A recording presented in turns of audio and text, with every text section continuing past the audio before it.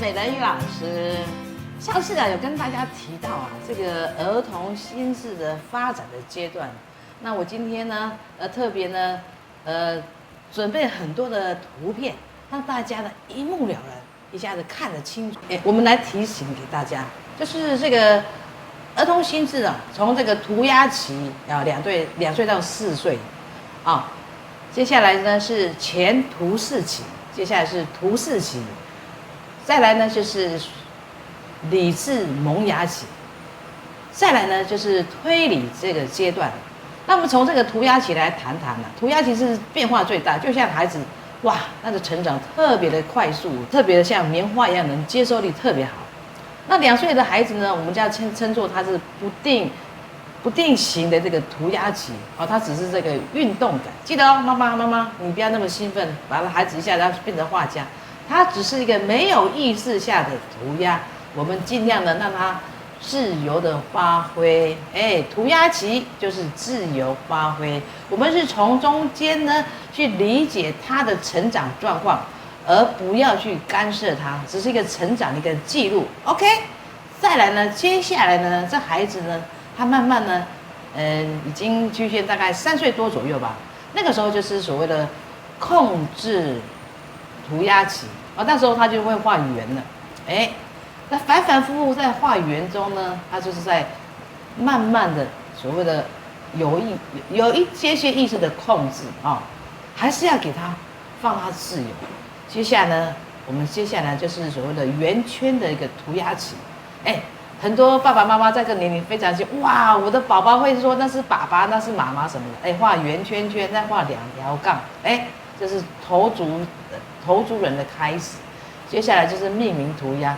那么给大家看一下有个孩子呢，他的命名涂鸦的一个影片非常有趣。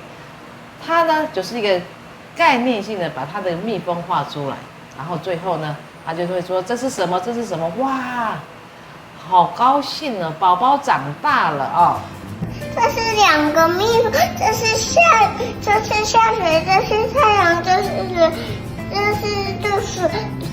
马桶，这是蜜蜂的一个然后这是蜜蜂衣。好，在这个年龄层呢，我们就是要相信孩子可以，因为你相信他可以的时候，他一直就是可以，他会有原创性，一直保持他的成长。那如果用太大人的观念说，那个宝宝你怎么把人呢？不只有怎么没画脖子怎么没有画手指头？这是不恰当，因为那个年龄还不到那个时候，他只是一个视觉经验，画出他觉得很重要部分，甚至他画了一个圆圈圈和2条杠。你问他，他说妈妈，我把狗狗画出来。你不要说这怎么会像狗呢？我千万不要这样讲，很不恰当哦。好，那接下来呢？我们来看看这个前图示期的孩子呢，我们称他是最丰富的创造力的黄金期阶段，非常有趣很多爸爸妈妈开始寻找一个画室去学习，因为呢，他展现了不同的一些想法、生活的一些经验。我们来看看这些图片，我们从中间呢就可以理解，原来我的前图示期的孩子呢，有这些一个展现。好，我们看一下这一张，他大概约有4岁吧，大概4岁左右而已。他画的是一只这个章鱼，你看它跟头足人像不像？有一个圆圈圈，然后呢脚 biang biang biang biang， 有没有？然后上面呢，等他在轻松的时候，他就在玩这个颜料而已。现在你看一下下一张的，一样是画章鱼，同个时间同个地点，他们在画。这个孩子事实上他已经到了这个前图示期的这个5岁多这个阶段。你看他有都注意到什么？这个章鱼不是一个触角，它有圆圈圈，尾端一个圆圈圈，有没有转来转去？有没有？可见他已经大概是也大有5岁左右了所以从这个地方你就知道说，前途似锦的孩子哦，4、5、6哦，变化超级多，非常的丰富，黄金局，而且非常富有弹性。他对任何的看法、生活的感觉很有弹性。好，来我们来看一下，像原来一个孩子他画这个猫头也是大概4、5岁，你看圆圈圈，叭一直画，哇，他的重点呢，就画在这个所谓的这个眼罩。好，我们再跟爸爸妈妈还有家长强调一下，孩子画的这个东西是画他眼睛觉得重要那个地点，还有他生活情感的重点，其他来讲对他不重要的话，他只是忽略而过哦。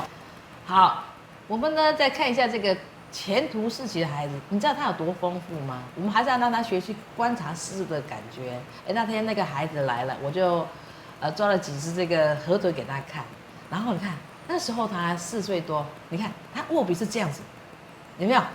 哦，然后画一个圈、2个圈，代表河豚的，然后2条长长的尾巴，还有三角形，有没有？你看看，然后对这个刺啊，对他来讲呢，就是概括性的介绍出来。所以呢，他的重点呢，他看到那个圆圆的这个河豚的样子，很有趣吧？握笔就是这样。那我们再看看，后来呢，他已经大班了，哦，拿笔完全不一样吧？但他画的这个昆虫，多么细致！他观察的头、胸，还有他的腹部，最后呢，他连那个他的6指甲这个细细的这个毛啊，都画出来了。可见一个年龄、一个需要、一个成长，绝对是不能跳跃的，绝对不能这个超前或超后，要照他的心智去发展，这才会健全。最后，这个孩子为什么这么肯定他的发现？哦，他看到昆虫是这样，因为他相信自己的眼睛。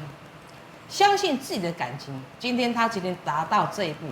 那后来你也知道，幼儿园没有创造力，原因就出在他们都不相信孩子可以，常常用大人的手法告诉孩子你应该这样，你应该这样，结果他什么都不会怎么样，通通没办法了。好，我们再来看一下，一样是这个猫头鹰。那我们慢慢呢就进入这个图示期阶段。图示期阶段呢是7到9岁。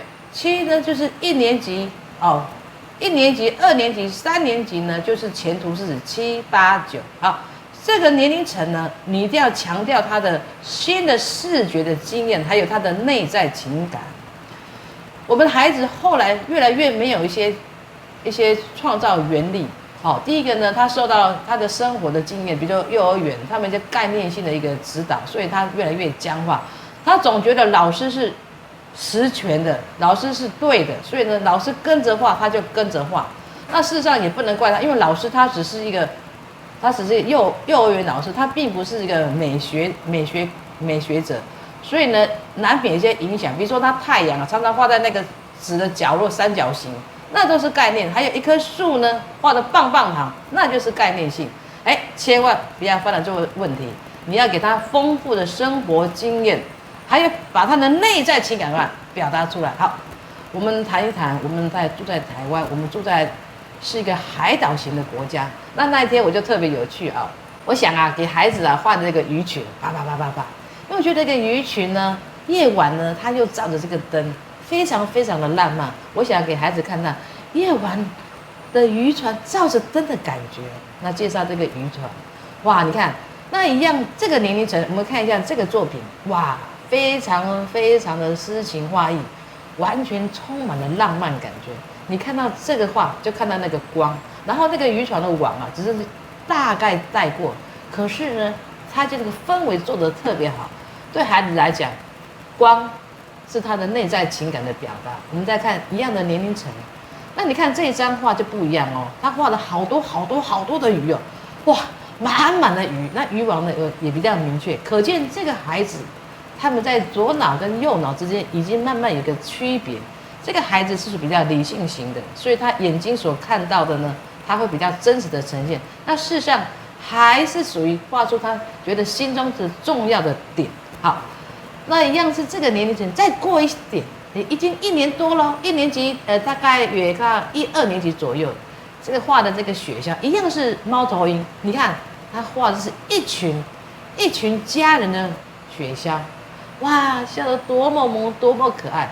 所以呢，表示他已经慢慢进入跟环境有关系的一个结盟，这样可以慢慢大家理解了吧？好，那我们看一下这个，当他在这个状况，这个猫头鹰，我们再看看另外一张，在另外一张这个水墨课里面哈，我们发现他们已经慢慢趋向于比较细致的这个装饰线，有没有？哦，表示他已经越来越能感染到这个环境跟他的一些关系。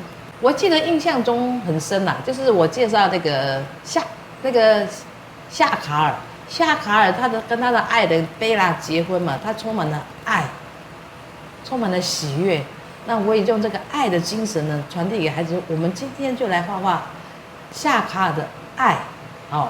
然后呢，这孩子呢，他选的是他猫头鹰很大只，是妈妈猫头鹰妈妈，还有小宝宝，你们看看，相依相偎的多好啊！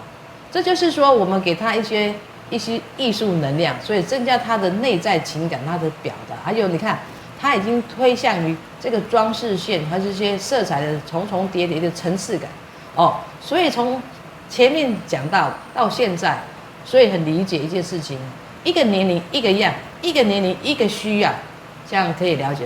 好，那我们再看一下这个，在前图四期有2只这个猫头鹰更有趣了。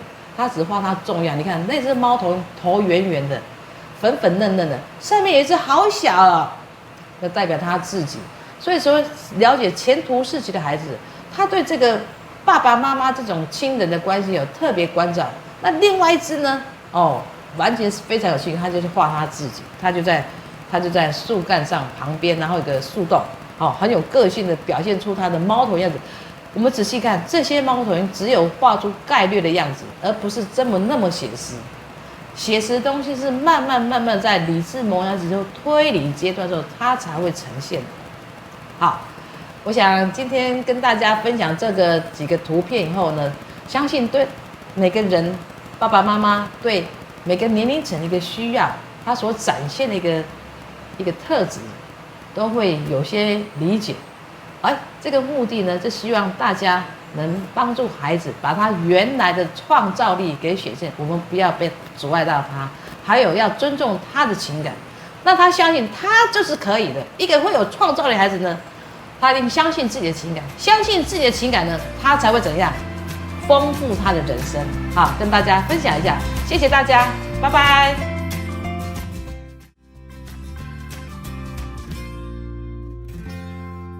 想轻松了解更多儿童美术的教学方法，欢迎开启小铃铛来订阅。